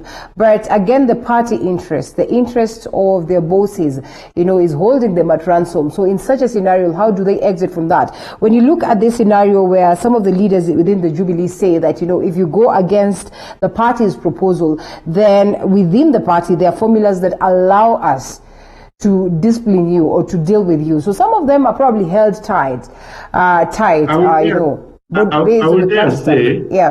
would dare say, and just allow me to still use the word culture. Yeah. You see, that aspect of curtailing a nationally elected leader because of party politics, that is what we call immature party politics. Because, you see, this is someone who was elected to represent people from a specific area. Right. Now, if you want to put in your own stand as a party at the detriment of the people who elected this person, then that party is not true to its people. That party is not true to the interest of Kenyans, because these people are Kenyans also. So when we come to the topic of some of them are curtailed, I mean, it's about them not exercising their right mind. Because you see, like recently, if we are talking about party politics, and we can say it's starting to take a different twist. Just the other day, you saw Jubilee senators, most of them voted for the adjournment. Where was the chief whip? How did the chief whip and the majority leader vote? They voted a no to the adjournment. Right. And this tells you that there is somewhat an emancipation. People are now trying to get the freedom that they need, both mentally and out of the party politics. To an extent that now it's me, the people are going to judge me, not the party. So I would say, curtailment or not, we are heading towards a point where these politicians are getting emancipated from or freed from this hardline party politics. And that is what we want. All right. Well, we say that, Joy Mudivo, and I would want to acknowledge or agree with what Dening says. But reality is that people are there waiting to hear what it is that President Uhuru Kenyatta is going to say on the same matter, what it is that Right Honorable Raila Odinga is going to say on the same matter. And once he speaks, once the president speaks, this makes it to the headlines. I thought Honorable Raila already spoke out yesterday and indicated that there should be a consensus on the same. Is it a picture of him, taking an about turn after realizing that, push has come to shove? I don't really think it's an about turn. Let's look at it more like an epiphany. He's coming to the realization, you know what, maybe it's not a very good idea to continue insisting on one position. Because on the floor of the House, there's something called a debate. When you have a debate, you have got different sides. And when you make your presentations on a debate, you can actually convince, like I used to be debating, you convince your friends kuvuka sakafu and to come over to your side. To this other side. Mwendo ni ule wa sobera, asti. Yes, asti. So after a discussion, you might realize, oh, you know what, I hadn't really seen it from that particular perspective. Let me think about it a second time. And even the Bible says, a wise man changes his mind. So it's one of those things where if you see a capitulation, a changing of the mind or capitulating on a position, it's not a weakness. It's actually growth. And that's what I'm hoping this week will do. This week with the adjournment, with the various, because we've already seen Mutula Jr. has something he has to say. Oledama Olekina has something to say. We've seen the position that Sakaja is trying to front. So we know several people have got something to say on this issue. If they can canvass all of them together and deal with them, it will save us a situation where we vote Sakaja to angushe yo, we vote the next one to angushe yo, because we can have this endlessly going on. So change of mind will not compromise the efforts of seeing BBI come through? I think the positions that we have taken so far, with the change in committee leaderships, with the change in the National Assembly, what we need for BBI, I think, is firmly sorted for right now. So if it comes to the floor of the House, we have enough to go on. And remember, if we talk about the issue of BBI, it's different because on that one, the positions are already known and were taken early and they've been consolidated. So all these threats by Kangata and the likes of Murathe, equally, like you said, we should overlook them? And that's why I said, in this particular situation, I would rather not listen to the warmongers, because if you listen to that chest thumping, then what it does is create hardline positions. And when you have hardline positions, then people don't negotiate, people don't talk with goodwill. Now everybody is trying to show you how strong they are. And that's not what we need right now. We need a situation where somebody can say, you know what, I must concede. Your population is high. You have been getting a very low allocation. I think I can take a 2% off here. And somebody says, you know what, I understand that you're also marginalized. I think I can give you a 3% there. That's what we need now. We don't need take this position or leave it. That's not how you run a nation, especially in the spirit of BBI, where we are trying to have everybody feel included and a part of Kenya. We don't want to come to a situation where it's become us versus them again. We want Kenyans to actually work together, live together, and all of us to benefit from what is happening or what we are raising in this country in terms of revenue, that sharing happens. But allow me to just inject a little bit of something into this conversation. We are here arguing about 316 billion, but there is an entire budget of 2 trillion that we are not discussing. We are so fixated on this little bit of the pie that you're trying to share in the counties. But if the principles articulated in Chapter 12 of our Constitution would be applied to the rest of the budget, where it is the development goes around the country more equitably, we would not be having this discussion, because people would not be feeling like, if I don't get this 316 share, I have got nothing, because they would know that money is still flowing to the counties.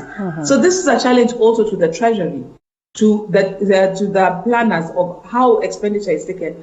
Apply what is in the Constitution equitably across the country, so that all Kenyans feel we don't have to get our portion to develop, but we are actually part of the national conversation. Because when you hear about marginalization, how did that happen? It's because we followed the colonialists and developed only parts that we thought were productive, and we ignored some parts of this country. So time has, even for the 85%, or it's a little bit more than that, that is left with the National Assembly and with the Treasury, can that also be equitably distributed to the rest of the country? Maybe we need to expand the mandate of the Commission on Revenue Allocation to also not just look at county funds, but to also look at National Assembly development funds to ensure that they're also equitably used, so that this pressure on the 316 is taken off somewhat, because there's too much pressure there.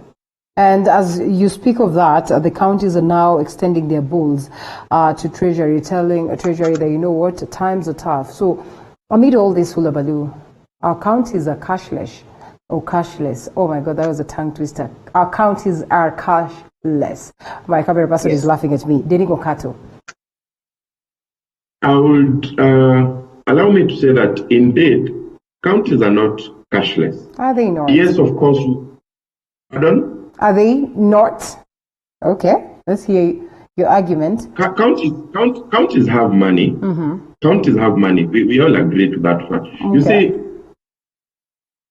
I tell you, managing politics, economy, and society is a very hard thing.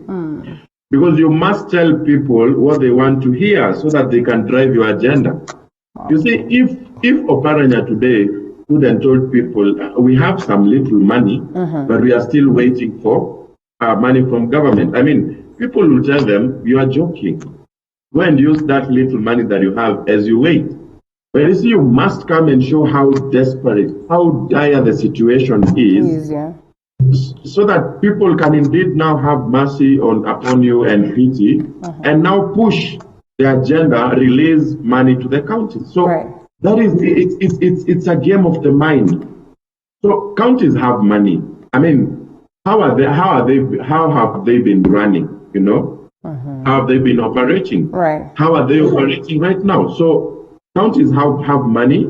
Counties are collecting revenues, be it how or no matter how small it is, counties are collecting money. They have money in their accounts, and we know very well that most of the money is usually used on recurrent expenditure.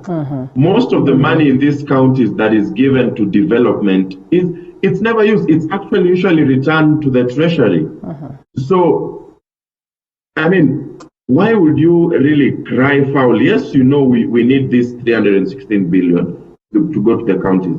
But why would you cry foul? Whereas there is money that you will actually return, at the end of the financial or fiscal year. So I would say that these governors, to some extent, they usually try to show that the situation is very dire, whereas it's not. So they are not cashless. They have money in their accounts, just that they do not know how to use that money. Well, interesting. Allow me to differ with my colleague a little bit. Because how the Public Finance Management Act works is you spend money along budget lines. So you may have money, but if you're unable to absorb it, for example, it was earmarked to build a hospital, and you're unable to absorb it in that financial year to build the hospital. How IFMIS is set up, I cannot appropriate those funds to go and pay salaries.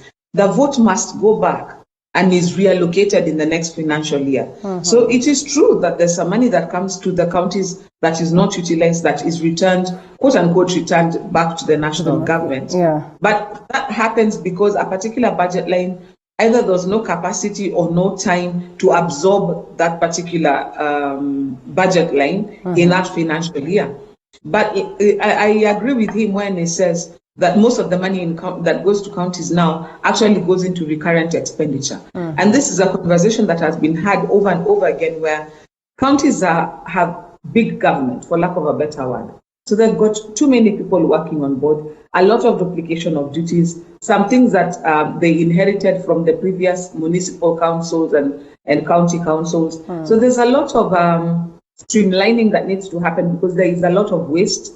There's also the song that Dennis said we always sing of corruption. The counties also have a lot of leakage and seepage and wastage and corruption that happens as well. So there is a level of fiscal prudence that needs to be initiated, and that's why one of the in this particular base of revenue sharing formula, you will realize that fiscal responsibility is one of the things that is looked at, is given an allocation. I think it's 2% goes towards how responsible are you with the funds that we gave you, and another 2% is being proposed to go towards how much are you raising, what is your potential, and how much are you raising in terms of revenue, such that to also incentivize counties that if you raise more revenue and you're responsible with what you're given, you will get more for your development. So if those two portions are also implemented strictly, then the counties that are careless with their money and so end up getting less will have the impetus to work harder so that next time they're not penalized in this manner. So let's hope that this is also a wake-up call to the counties to be more fiscally responsible and to also do more to generate revenue in their county. Okay, well, there you are. And I think we can only drop that subject as, for now, as we wait to see what will happen amid all these deliberations by the key leaders and importantly by the committee that has been set to deliberate on the same. Now, Kenyans are set to spend 1.5 billion to give former members of parliament lavish lifetime benefits. We're looking at 100,000 monthly, payment. And you could hear the conversations, of course, taking center stage yesterday. Some of them in agreement, others not in agreement, but a majority in agreement, probably because they foresee the future. And they look at a scenario whereby they're going to be part and parcel, or maybe at some point in time they'll have to be at this point, and they might need, some extra cushioning for that matter. So, looking at this report, and we probably expected that, some of them will shoot it down, but obviously it is out here waiting for the president to either approve or disagree to it. Dening. Well, it's not something new. Actually, when I was looking at this guy's debate, in my mind I was like, I mean, we were waiting. We've been waiting for so long to see you guys bring something that will benefit you. So we had missed this. And what I would say is, whereas you would agree that yes, he's been a member of parliament, and you see they are saying it's from 1994 going forward, something like that. Mm-hmm. It's from 1984 actually, I think, to 2000 there. 1984 to 2001. Yeah.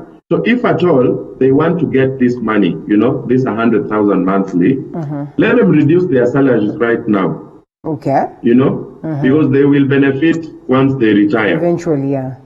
Otherwise, it will be an outright discrimination because I had Duale put it very clearly that it will not go without a fight because other civil servants will also now come to claim, because now the question that will be asked is why only parliamentarians, why only parliamentarians who can get something and it will sail through without questions. So it's a time also they take one for the team, and by the team I mean Kenya.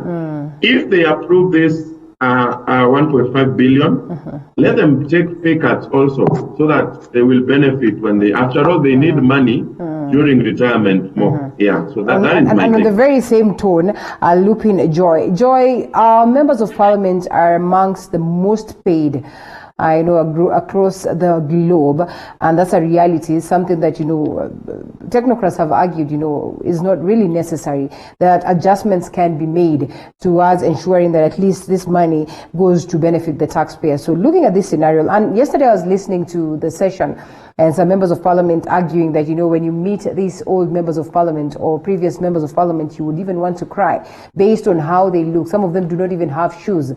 First of all, I'd want to hear your take on the same. And we just ask ourselves, did they not plan themselves well, or what really could inform this?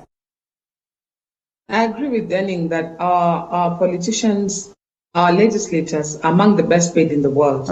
And while they are serving, they know they're serving for a fixed term of 5 years with the possibility of the election. But all you have is 5 years from when you take the oath.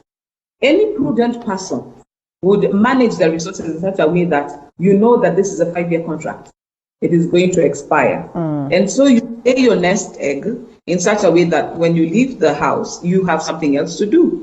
Most of these people are professionals to begin with, or business people to begin with. You do not run for politics if you are a man of straw in this country. There are very few men of straw who successfully ran for politics. So it means there's something that you are doing with the work of your hands. Let me just roll this back to what we saw with our former presidents. The time we built, for example, former President Kibaki a house, and he wasn't even interested. And the same was like, you already have somewhere to live. But we're like, no, as a former president, allow us to settle you in. There is something we do in this country that boggles my mind. We pamper our politicians as if they are our firstborns. I've never understood why this is so.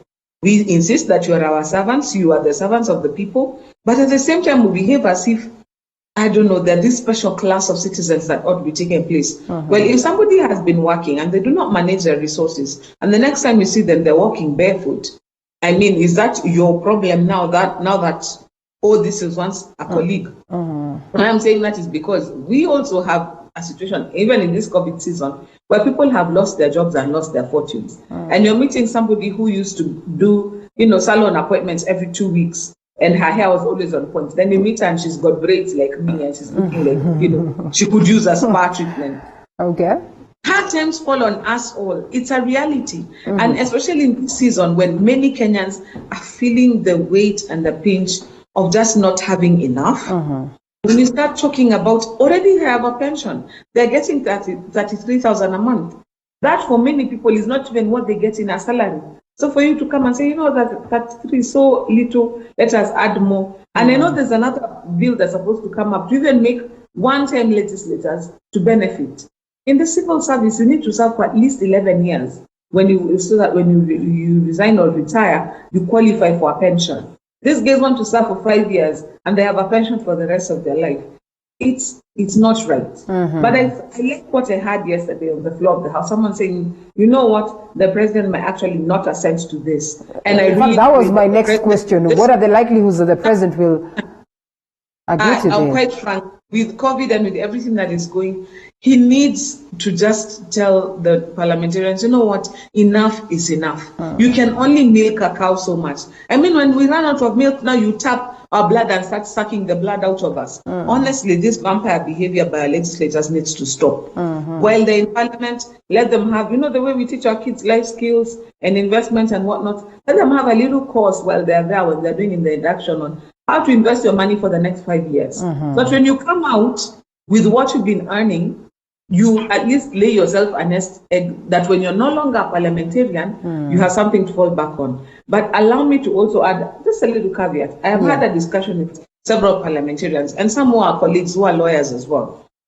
And they tell you, this is one of those jobs where if once you do it and you come out of serving as a politician, you're almost unemployable anywhere else. And so it's sort of like, it's a career-ending tackle, as it were. That's why once you get in there, it's like, you can't work for the UN because they'll ask, have you ever worked in government? If you say yes, what capacity elected official? So you find that become unemployable. And that is why they need to invest. They need to plan. You need to know that this is one of those jobs where tomorrow it may not be. So today, make hay while the sun shines. Is it possible to make just hay? to add on? Yes. You know, the culture of having expensive politics is what has led us to this point. Because you see now, most of these people, once they're elected into office, you'll find they are, say, the first 3 years, they are paying loans that they took to run for the campaign. So yeah, if at all we had very, very cheap politics, you know, politics that you need not actually spend millions, because you see, for a parliamentarian, they usually tell you they work on a budget of 50 million, you know, 50 million. So once you enter there, you take loans to pay the loan that you had. That is why you see most of them cannot invest, and that is why now they are looking at some of these things. So it's something that needs to be looked at. Let politics be made affordable, even to the common mananchi, and we will stop having such talk. But such a time of COVID, having a discussion of pensions, whereas Kenyans are in the house. Personally, I'm in the house on a pay cut, you know. So, I mean, it's a bad situation, or rather a bad time to have such discussions. It means they do not care. And you see some of the grounds that are usually given. Now you see the ground that Junet Mohammed was giving, you know, as much as he's usually a comedian, but telling us that some of your friends, when you look at their shoes, surely, you know, I mean, how stable a ground or a reason is it to make the president actually assent that? So I mean, it's a time we need to have a radical look at such things, and we should not. We urge the president to shelve that law until some other time when we can discuss it, but not right now. And something that is interesting also in the same is this report that 7.5% pension shocker for civil servants, and the pension savings scheme has been introduced by Treasury Cabinet Secretary Ukur Yatani that is aimed at reducing the pension burden currently shouldered by the Exchequer.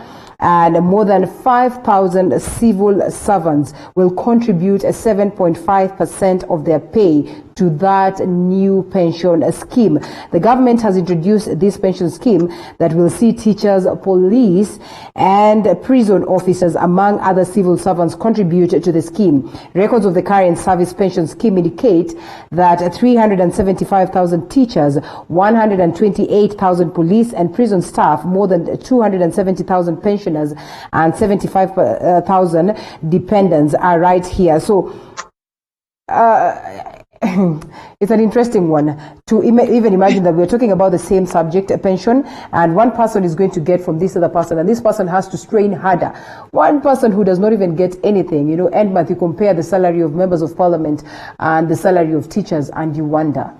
Prison warders, I haven't seen that article yet, but I was listening to you read it and looking at the one that was on the screen, and I'm thinking to myself, what is this? Where is the morality of this all? Where is the of this all? If you're talking leadership in your home, if you're a leader and you know that the food is not enough, I'll tell you, I'll tell my children first. I'll let them eat, and then I'll be like, you know what, maybe I need to lose a little weight, and I take a cup of tea and I go to bed. That's what leaders do. They fall on the sword for their people. But in our country, for some reason, the opposite is true. Mukule nyama tumeze mate. It boggles my mind. And that's why I think on this one, I would call on His Excellency the President and say, you know what, enough is enough. As politicians, we are given what is our due. And we make more than the average Kenyan makes in their lifetime, in our 5 years. Can we please be contented with what we have? And be that as it may, some of these people that you're talking about, teachers, prison warders, police officers, are guys where you take 7% of their pay, you're really affecting a lot, because this is a guy who has an emergency loan, a school fees loan, a development loan. So his take home is probably 13,000. If you take 7% of what is his salary, you're leaving him literally with nothing. Let us abrogate our duties, because if you are an employer, one of the things you know is that you will take, for NSSF purposes, you will take some money from the employee, but there's that which you must come up with yourself. From your profits, you must contribute to this person's retirement. Why does government feel that they're exempt from this? Why do they feel that they... And remember that they're spending taxes that they have raised from these same people. These guys are putting % of their salary as taxes to that exchequer. Why would the exchequer now decide, you know what, you don't have enough to pay back to your pensions? I've said it here before, and let me add it again. When we mistreat the elders in our community, it is a scourge. It's not a good thing. We must look for other places to save money, not with pensioners, because they have given the most productive years of their lives. When they are coming to a place where they need this money in retirement, we cannot take it out of their mouths, because at that point, they're not strong enough to start earning again. It is a scourge of this nation. Let's make the young work, and let's let the old enjoy the retirement. Honestly, the least we can do to save for your service to this country. Of course, there are other schemes that are there, just that this is an adjustment that would mean, the taxpayer has to part ways with more. Of course, it's an option. There's an option for the oldies, 40 years and above, not to join into this scheme. Do you suppose there's anyone who's going to come and, save the taxpayer in this, or it stands and it will sail through? Dening, as we wind up. Well, I think this one has been not necessary. Let me use the word necessitated by the fact that government is now moving from permanent and pensionable to a contract. Contracts, Yes, so this is what has led to this, and that is why they are starting to strike early, which is not a good thing to do, Because you see, this 7.5 contribution, what is the government putting on the table? Yet, you've worked, they've been taking pay from you. So I would say it's a little bit too early, because, government has not started implementing the contractual thing yet. Most people in government right now are still permanent and pensionable, and they will do that until they retire. So I would have said, let the contributory scheme model start with when they initiate the contractual model in government. That would be my take, because right now, if now you start notching, quote unquote, money from someone who, when they entered that, or rather when they started working, they knew very well they were permanent and pensionable, where the employer pays the pension as a whole. I mean, it would be very bad. It's somewhat going against the terms of engagement when this person started working. So let them start chopping this let it be contributory upon when government starts the contractual model in employment. Okay, there you are. Thank you so much, Joyam Divo and Denning Ukato. It was great having you this morning. I know these are conversations that are ongoing, and you can be rest assured that we'll be here to update you on the developments as and when they come in to the editorial team. And of course, that is on our subsequent sessions of discussing matters and news. That's where we're going to wind up the current affairs segment. It was great having you this morning as we cross over to a different subject altogether on the lifestyle segment after this short break. Thank you.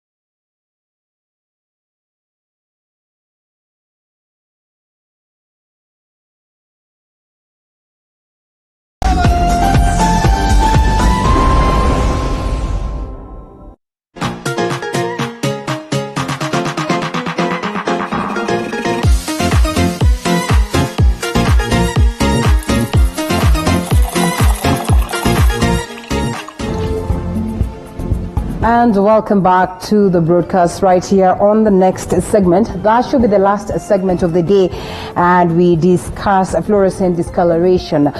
All about healthy teeth. We're all about looking good, being able to afford a smile left, right, and center every other day gives you confidence, and I'm sure you can agree to that. And you have no reason whatsoever to have discolored teeth. You have no reason whatsoever to have teeth that is not in proper proportion, because we have solutions to all this right here. So you can always proceed and seek advice from the dentist, and you'll definitely get answers to it, and I'm sure most of the people will attest to that. So joining me this morning is Richard Nyakundi, and of course he's going to be taking us through. First of all, I'll allow him to introduce himself, tell us who he is, what it is that he does, and then moving forward, why he's here to address fluorescent discoloration.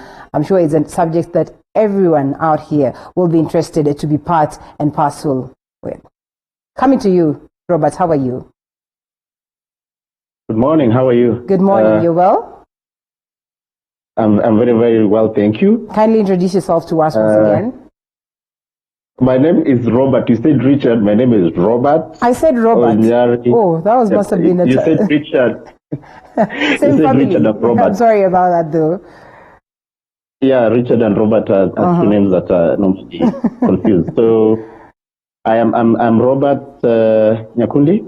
Yes. And I am a consultant at a firm called NAC1 Strategic and Planning. And basically what we do is we advise on sub-Saharan Africa affairs in issues of international development, climate change, and international relations.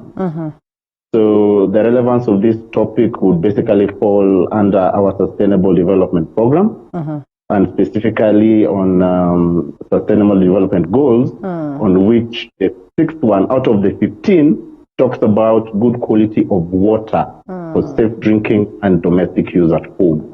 And for once, we get answers. And probably you're just here to demystify whether indeed what it is that we've had for the longest of time is true. People who've been taking water, in different places like Naivasha, say the coast and all that, wanaita maji ya chumvi, they tend to have some discoloration, on their teeth. And we asked today, could this be caused by the water, and what exactly it is that is this component in this water that causes that? Thank you very much again for having me. And to begin this conversation, I'll be saying, or I'll be demystifying what fluoride is. Yeah. So fluoride is a natural occurring element in water that is dissolved from some types of rocks that occur in geothermal and volcanic activity areas. And this mineral is highly soluble. It dissolves quickly in water. Yeah. And once it dissolves in water, then we have fluorine occurring in that water. And therefore, to connect the two, the fluoride in the water with fluorine, we talk about fluorosis. Yeah. And fluorosis, the ailment or the discoloration that you're talking about. From my lay perspective, because this is the preserve of a dentist, I would, however, say that dental fluorosis is whereby we have the discoloration of the brown teeth that appears on people who have been exposed to this water. Also, we have another kind of fluorosis which is called skeletal fluorosis. Skeletal fluorosis is one that affects the integrity, the structural integrity of the skeletal structure of an individual, and these two problems that are brought by fluoride pollution are things that have been seen and they are rampant. And to answer your question, yes, there are two occurring types of fluoride pollution when people are exposed to this water, and that is dental fluorosis, discoloration of teeth, and skeletal fluorosis, whereby we have a weak structural integrity of the skeleton. Then in this capacity, I do not know whether you are in the best of a position, first of all, to address how best then one can come in to treat in-streaks discoloration. Well, thank you very much for that. First of all, I want to say from the perspective of international protocols that govern fluoride pollution, that one, the problems that occur are when people are exposed to a high amount of fluoride in the water that they drink. The internationally recommended safe limit for fluoride that dissolves in the water that people drink is supposed to be between 1 and 1.5 milligrams per liter in the water that we drink. However, in areas where people are having these issues and these problems of fluorosis, we find that indeed the pollution, the limit has gone beyond 1.5, and it is between 5.8 to 11.3 milligrams per liter. And to mitigate upon this issue is a wide range of things we can talk about. But I've seen that most people visit dentists to get the pigment off the teeth. But more importantly, as we continue with this conversation, we will be discussing the mitigation against fluorosis or fluoride pollution in an industrial scale. So on an individual scale, yes, the discoloration can be stripped or can be cleared, and when you visit a dentist, you can retain your normal. We had a story this morning, and of course the better part of yesterday, where there were complaints, especially from the sides of Machakos, in regards to, how much water has been polluted and how much, they have so much, plenty of it, but they can barely use it because when, of course, it dries even the plants and gets to that point. Is this the same scenario, when it comes to the aspect of, teeth and also, contamination of water that is meant probably to be taken? One thing I'd like to say is that if we are talking specifically to our situation here in Kenya, the areas that fall along the Rift Valley belt, that is around the Rift Valley, these are the areas that are profoundly affected by fluoride pollution. There is no relation to climate, for example. We've talked about Machakos and how Machakos is dry, and probably people are likely to get fluoride pollution. However, in volcanic areas of geothermal activity, areas of volcanic evidence, for example, along the Rift Valley, countries that are along the Rift Valley, areas that are along the Rift Valley, starting from Ethiopia, Djibouti, coming down to Ethiopia, Kenya here, Tanzania, and Malawi, we find this is where this pollution is so much. These are areas where people are exposed to this kind of pollution. And going on forward, there is no really correlation between the scarcity of water and fluoride pollution. Fluoride pollution basically occurs in areas of volcanic activity, geothermal activity, areas around Nakuru, areas around Naivasha, areas around Baringo, and Magadi as well. So probably in Machakos we could talk about it because it is an area that is underlying there. As long as there is fluoride deposited in the rock where people live, and this gets access somehow to the water that people drink, then we can talk about fluoride pollution. Indeed, we can talk about fluorosis. Fluoride contamination of water or in water has been a major problem, across the globe, and it's something that has been addressed for the longest of time, based on the health hazards that come along with the same. Looking at this scenario, how far are we towards ensuring that this is addressed? What you're talking about is a component in this debate called defluoridization. And this is an intricate, expensive chemical procedure for which water experts exploit to clean the water of fluoride pollution. And what we see happening in many countries that have been countries that grapple with fluoride pollution is that they will use different methods to mitigate against this problem. And So some of these scientific and chemical methods are very, very expensive. A country like ours cannot afford some of the methods that on an industrial scale can be used to clean the water. And some of these methods, for example, electrodialysis, another one is called membrane distillation. There's something called Nagloda technique and a science called reverse osmosis. These four main effective ways of filtering fluoride from water to safe limits is something that countries have not been able to exploit, especially these poor countries like Kenya, Malawi, Ethiopia even. However, there is a way for which we can be able to mitigate and adapt. In climate change, we say that if we cannot be able to effectively deal with a certain problem, we mitigate upon it and adapt.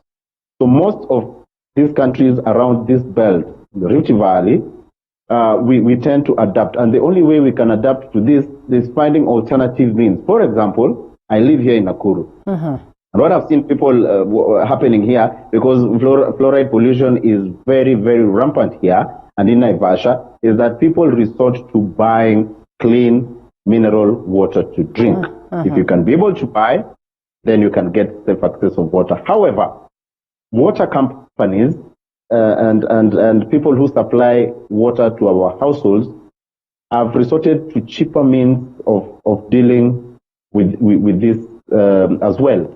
And what basically happens is that people are sensitized to do rainwater harvesting so that you receive rain that is not polluted. Also, there's something called water blending. Water blending is a cheap, effective method of cleaning fluoride from the water that is used in domestic use. This is whereby you combine the water that comes from boreholes and rivers that has fluoride contamination, and you mix it with the rain that is harvested in tanks. So water blending is the most effective, the best way to go about it. These other scientific measures are a bit expensive and we cannot be able to afford on an industrial scale. And speaking now of the industrial scale that you are referring to, you said you're going to take us through of understanding this at that level of the industrial scale. So what are the key points that we need to pick on this? One thing that we need to know is that the supply of water in an industrial scale in this country has not been achieved effectively. 15 to 20% of our population in this country are getting supply of water from their local authorities and private companies. That is why we have Nawasco for Nairobi. These things, Nawasco, ending with COs, the water company, water, whatever. These are the companies that are tasked with the responsibility of supplying water to households across the country. But only 20 to 30% of populations are able to access clean, safe drinking water that is coming from these companies. So what we are saying, supply of water in an industrial scale in areas prone to fluoride pollution is a great challenge, because we do not. These companies do not have the know-how, the well-being, the funding that is required to filter out fluoride, to clean the fluoride out of the water to safe limits so that they can be able to provide to people. Even water blending is not effectively being done. As you have heard before, water blending is the mixture of the clean water that comes from rainwater harvesting and the groundwater that has fluoride pollution. So on an industrial scale, you can say we are lagging behind. We are not being able to. However, in private homes, where people have tanks that can be able to harvest water, what is being advised by different entities that are in this debate is that for domestic use, for cooking, for drinking, people can effectively harvest rain. They can use it for cooking. And for other domestic uses like doing laundry, and feeding and watering and cleaning the homes and whatever, then we can use this water. But for drinking, on an industrial scale, we continue getting supply that is fluoride polluted, unless we can be able to sensitize people to really harvest water for their own use. But I don't think we are at that capacity level whereby we can be able to say we can clean our water of fluoride at this point in time. Still on the industrial aspect, now that you say as a country we're not able to hack that, then the question it would be, what are the long-term problems that we're likely to experience due to fluoride toxicity in future? One thing that I would like to say that is very, very important to realize is that as long as there's volcanic activity, as long as there's geothermic activity around the Rift Valley belt, all the way from Turkana downwards to Magadi to Namanga, we shall always have fluoride pollution, because fluoride is a naturally occurring mineral in rocks underground, and most of the water that we access, 87% of the water that we drink around these areas is borehole sourced, is well sourced, is river sourced, is lake sourced. So fluoride pollution will continue to affect and to really answer your question in the long term, we shall continue to see people with bronze teeth, I'm sorry to say, and with the challenges that we are having right now. If you come to areas around the Rift Valley, this belt down here, Nakuru, Naivasha, Ringo, areas around these places, it is 1 in every 4. 1 in every 4 children between ages 5 and 11 have discolored teeth. What is so special? What is so special about this one that, or maybe all these 4 or 2 that do not get their teeth discolored? Because yes, there's such scenarios. You find that they've grown up together, they've been together all these years, but you find that some have discolored teeth, others don't. What informs this? Well, like I've said, 20% of population, according to statistics, are able to get safe drinking water.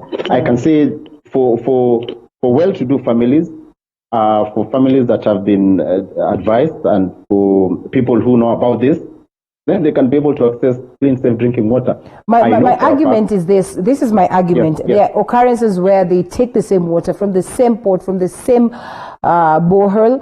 Some do get, their teeth discolored. Others don't. What could inform this? Is there, is there some speciality in how these effects of fluoride are experienced? That would be a question that probably a dentist would best answer. Okay. However, I would like to state from studies that have been conducted that, science is exact. And once we say that science is exact, we are able to observe, because out of observation is where we make conclusions and we get findings. For example, plants and animals that have consistent exposure of fluoride pollution are not able to manifest, but others are able to manifest. In your cow and in your goat, probably you can see a little bit of fluoride pollution, because these are animals that get access or drink this water from the watering points at every time, during the season, every day. But the others that you will not see. A study was conducted back in 2016 around this area that found that fowl bird chicken feathers had a higher content of fluoride within them as compared other animals, to other domesticated animals. So I wouldn't know exactly the correlation or why some would have discoloration of teeth and others do not have this discoloration of teeth. Yet both of these categories have been exposed to this fluoride polluted water. So I wouldn't know, but like I've said, science is exact, and we observe, make findings and conclusions, and this is what we've been able to see so far. Well, we'll certainly get a dentist to expound some more on the same. But on this note also, what is the current drinking water standard for fluoride? The recommended safe limit for fluoride, for fluoride pollution or fluoride contaminated water, the safe limit recommended is 1.3 milligrams per liter of water. However, prior to 1993, WHO was recommending between 3.8 and 5.3 milligrams per liter of water. As we have come, as technology has developed, as the world has changed, and progress has been done. For example, during with the UN and WHO and these other international agencies, the limit has been reduced. The safe limit has come down to between 1.5 milligrams per liter. All right. Well, and to add something,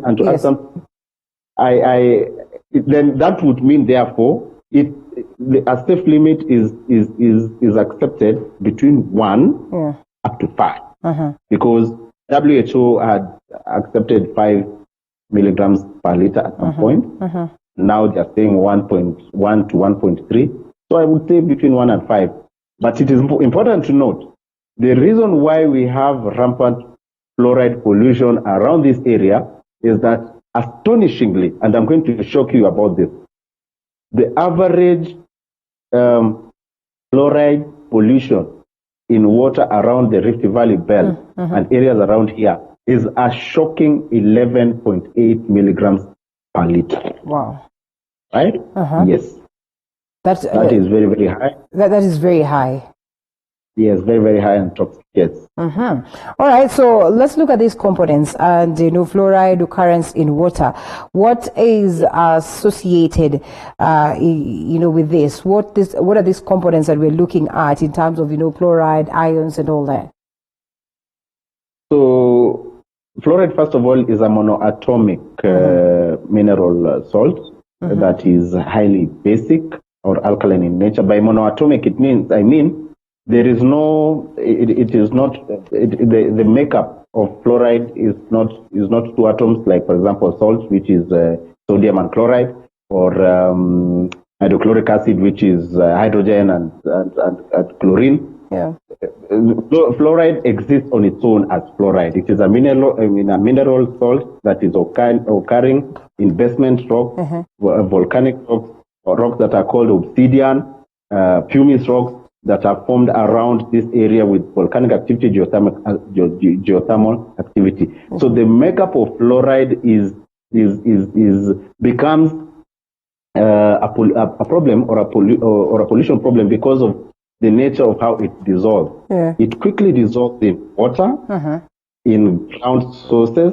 If you will remember correctly, we have said earlier that a lot of the water that we drink in this country comes from wells and boreholes and rivers. And this is subsurface water that is underground. So underground is where we have basement rock. Underground is where we have volcanic rock. And this is where this water exists. So fluoride quickly dissolves in this water, and when we sink our borehole, when we get that water, we already find water that is extremely polluted with fluoride. In short, it is a thin salt, and it does not have any smell. It is very, very insignificant, but highly soluble. And that is why it fills the water and you get to drink. So speaking of, all right. Yes.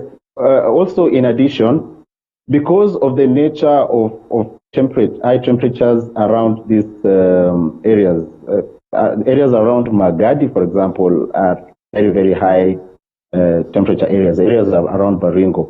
We find that because of this temperature again, and the activity that is happening underground, the water that is deposited there also acts as a catalyst. The temperature itself acts as a catalyst in quickly dissolving of fluoride in the water, so that by the time you're sinking a borehole and you're helping a community with a borehole, and people are accessing water to drink from this borehole, and animals are getting their water from these water sources already, you find that they're high, the potency of fluoride is very high, and they're getting the pollution.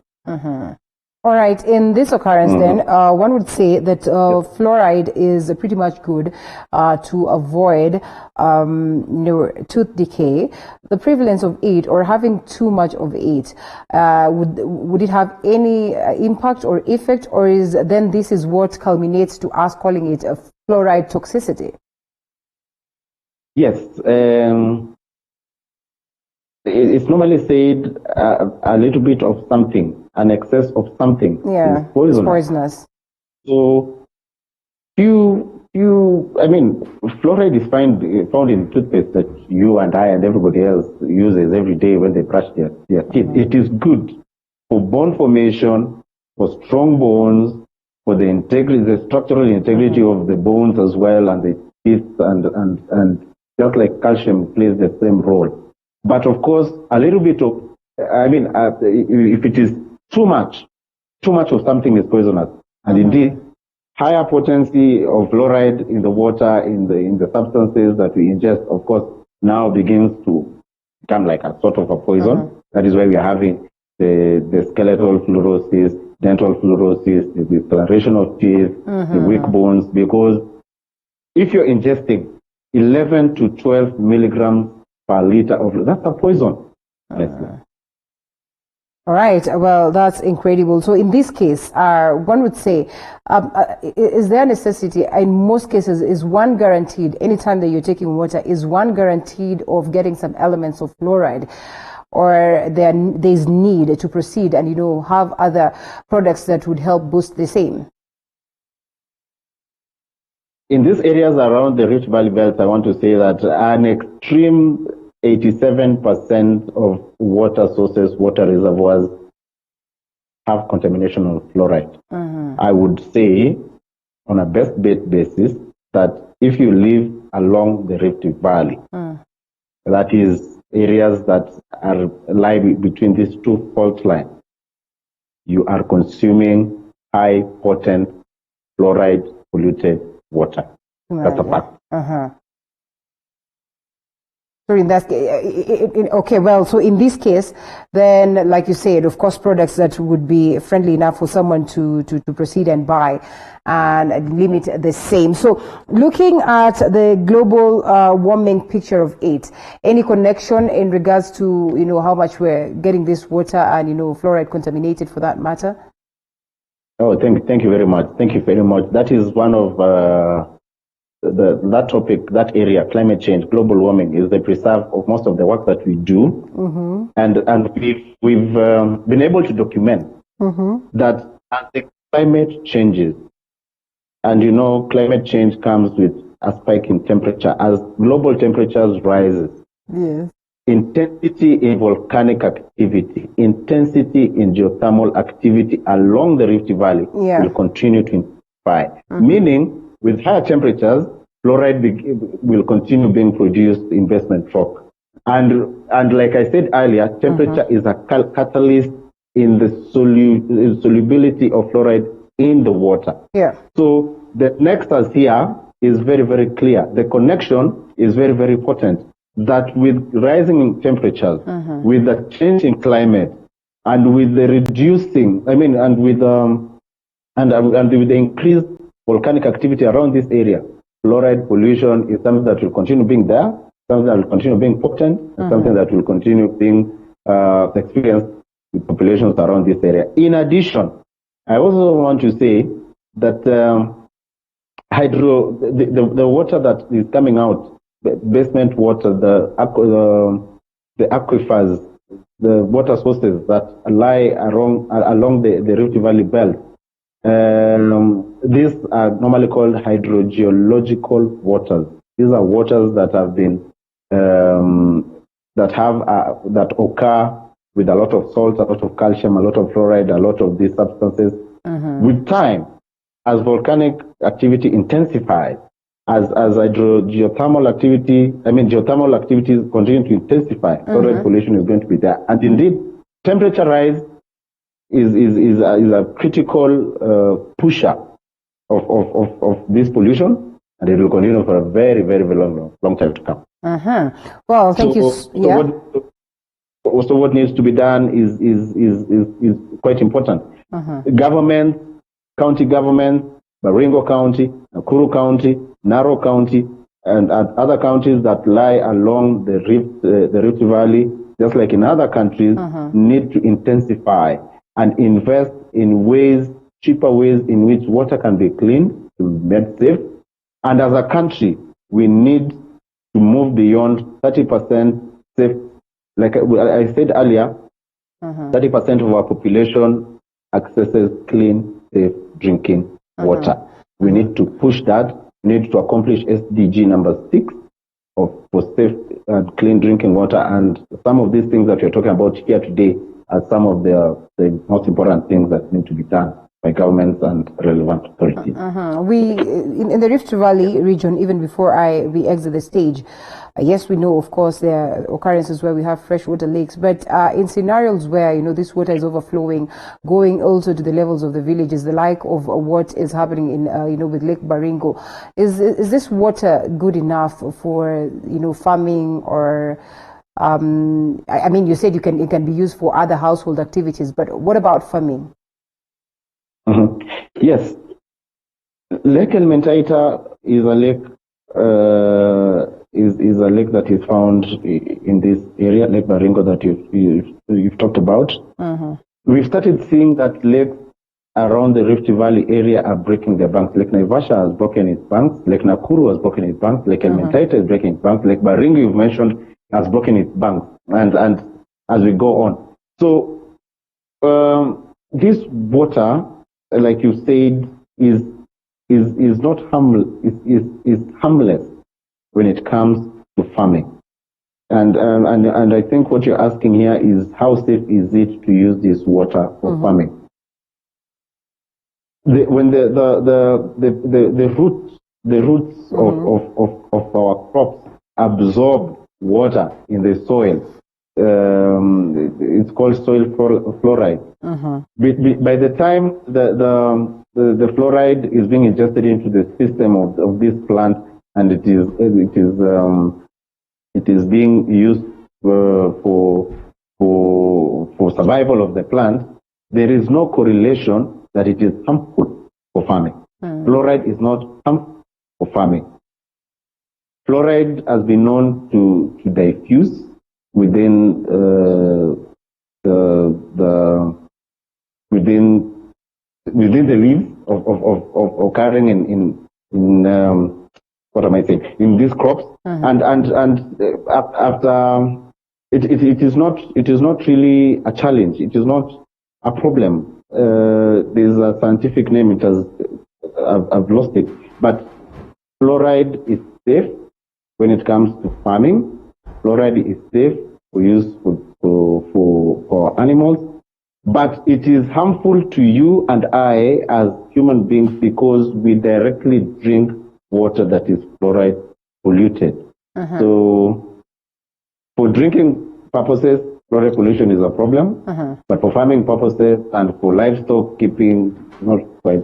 So again, no long-term effects on the soil, knowing that, of course, these chemicals have gone into it. All right. Well, thank you so much, Robert Onyari Nyakundi, who's a lead consultant at NACWAN. It was great having you this morning. I'm sure we've picked something, and now assignment goes back to me to ensure that we get a dentist on board to tell us some more on the effects of the same. Thank you so much. It was great having you this morning, and also great feedback coming from the people, but because of time, we'll not be able to go through that. We say thank you so much for keeping us company. My name is Linda Alela. That's where we wind up Morning Cafe, as we look forward to see you again tomorrow, same time. Bye-bye.